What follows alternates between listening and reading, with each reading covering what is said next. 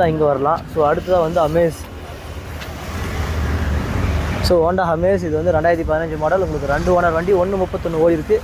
Insurance வந்து லைவில் இருக்குது. ஸோ வண்டி ஓவராலாக பாருங்கள்.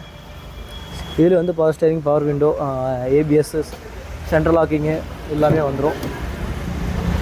ஸோ பாருங்கள்.